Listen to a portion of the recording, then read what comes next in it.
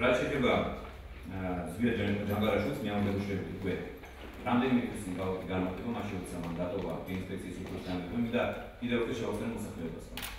მე თავდაპირველად ზვიადი არ შემიჩნევია ჩემი ნაცავების კუთხით და ეს არც არ დამემარავს, რომელიც ჩემი ნაცავი იყო, ეს ერთობლივ ხუმრობის ნაცავი არ მაგრამ თქონდა გაიგეთ რომ ეს ხუმრობა და სხვა რაფერი.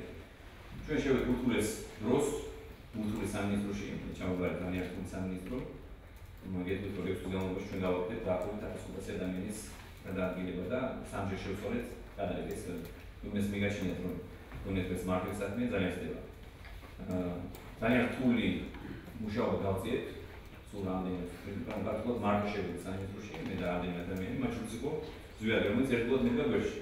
მაგრამ დადგა დრო როცა სიტუაცია დაწყდა და ის ბრალდებები რაც გაუთავებლად ისმოდა ისინი სამართლობრივად საუბარი ნიშნითაგან თუმცა მე ყოველთვის მითხოვს რომ ის როგორც კარგი მენეჯერი ეფექტური და ასე ერთგული კარგია ნიშნით შევარჩიეთ და პროფესიონალი თავის საქმის და სხვა мотивация მე არ მქონია.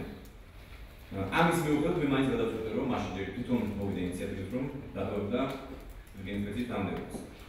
გავიდა რამდენიმე თვე ამის შემდეგ ჩვენ მაინც მას არ ქონია მაგრამ შევთავაზეთ ეს თანამდებობა საუბრობ პარტიაში მაგრამ ეს პროცესი მაინც გაგრძელდა. რომ თვითონ გვარო ძალიან დაბალია მისთვის ეს პროცესი ეს ბრალდებები უსაფუძვლო და მას მიაჩნია რომ ეს კითხვები დაუსაფუძვლო თუმცა აზიანებს თავრობას მე მაზიანებს და მან თქვა რომ ჯობია რომ მან ეს თანამდებობა დატოვოს. მე უპასე იმის რესურსებს ეს არის ჩემი პასუხი.